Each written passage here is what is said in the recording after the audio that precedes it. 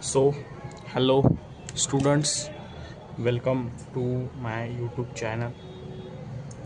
So, today we are discussing about family law. नमस्कार मित्रांनो, माझ्या यूट्यूब चॅनलमध्ये आपलं सगळ्यांचं स्वागत आहे. आज आपण फॅमिली लॉ डिस्कस करणार आहोत. तर आजच्या लेक्चरला आपण सुरुवात करूयात. मराठी मीडियममधनं मी पहिल्यांदाच लेक्चर बनवतो आहे, त्यामुळे थोडा सपोर्ट वगैरे दाखवा. कमेंट सेक्शनमध्ये सांगा की मी कंटिन्यू करायचं हिंदी मीडियममध्ये की मराठी मीडियममध्ये. ठीक आहे, कारण मला असं वाटतं की हिंदीमध्ये भरपूर ठिकाणी मटेरियल अवेलेबल आहे, पण आपलं मराठी भाषेत नाही आहे, त्यामुळे मी मराठी भाषेत स्टार्ट करत होतो.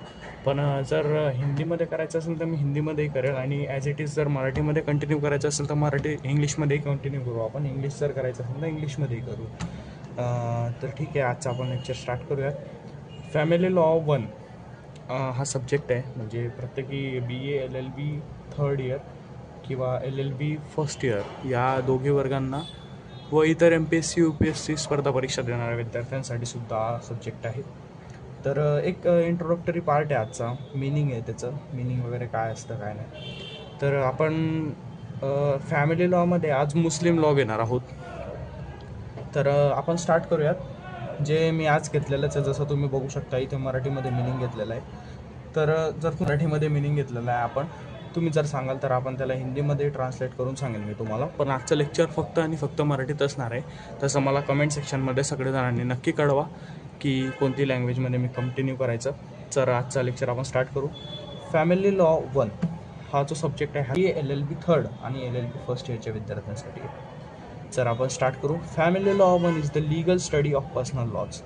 फॅमिली लॉ 1 जे आहे हे पर्सनल स्टडी आहे, पर्सनल लॉ स्टडी आहे, related to family institutions like marriage, divorce, adoption, maintenance, guardianship and succession. ज्याच्यात अजून भरपूर आहे, पण आपण एक एक्झाम्पल पॉईंटमध्ये हेच घेतलेलं आहे. तर तुम्हाला सांगायचं झालं तर फॅमिली लॉ हे जे आहे एक लिगल स्टडी आहे पर्सनल लॉची, ज्याच्यामध्ये तुम्ही फॅमिली इन्स्टिट्यूशनचं म्हणजे स्टडी करतात. फॅमिली इन्स्टिट्यूशन्स म्हणजे काय म्हणाल तुम्ही? तर फॅमिली इन्स्टिट्यूशन्समध्ये म्हणजे स्वतःचं प्रायव्हेट, जसं की मॅरेज झालं, डिवोर्स झालं, adoption, maintenance, guardianship and succession. आता यांचे मराठी बघितलं, मॅरेज म्हणजे विवाह, डिवोर्स म्हणजे घटस्फोट, ॲडॉप्शन म्हणजे दत्तक घेणे, मेंटेनन्स म्हणजे नफाका देणे, म्हणजे मुस्लिम मॅरेजनुसार नफाका देणे. त्याच्यानंतर गार्डियनशिप जर घेतलं तर पालकत्व, सक्सेशन जर घेतलं तर वसियत. Particularly under Hindu and Muslim law, म्हणजे प्रत्येकाचं असतं, पण आपण पर्टिक्युलरली